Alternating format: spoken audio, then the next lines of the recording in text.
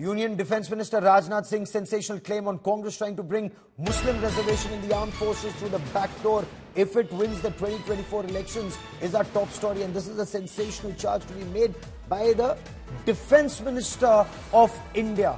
The Defence Minister was speaking at a political rally in Visakhapatnam. He referred to past precedents. He said the Sachar Committee report in 2006, he referred to it saying, for the first time since India's independence, the Congress, he insisted, sought a religion-based head count in the armed forces. He warned of the dangers such a move could have in 2024.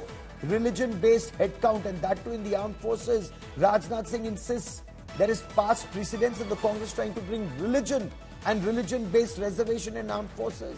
Rajnath Singh warns this could have serious ramifications for the unity and integrity of India. Listen in to the Union Defence Minister.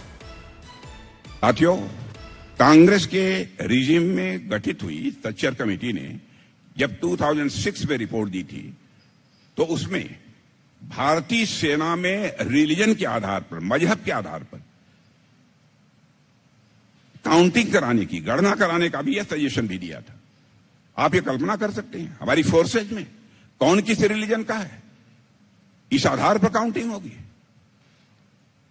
Independent India के इतिहास में पहली बार ऐसा देखने को मिला था कि हमारी फोर्सेज में, आर्म्ड फोर्सेज में धार्मिक रिलीजन के आधार पर विभाजन का प्रयास किया गया था। उस समय हम सभी भारतीय जनता पार्टी के लोग विपक्ष में थे और मैं उस पार्टी का राष्ट्रीय अध्यक्ष था और पूरी ताकत के साथ मैंने इसका विरोध किया था। लेकिन मैं मानता हूं कांग्रेस का असली फेस यही है। वह इस देश की हर संस्था, हर व्यवसाय में डिवीजन करना चाहती है। भारतीय जनता पार्टी ने हमेशा इसका डटकर विरोध किया है और हमेशा पूरी ताकत से हम इसका विरोध करेंगे।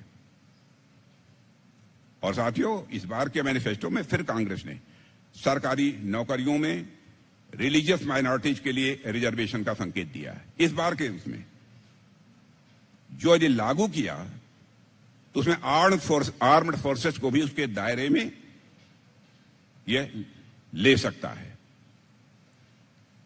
यह देश की यूनिटी और इंटीग्रिटी को प्रभावित करने वाला एक थॉट है।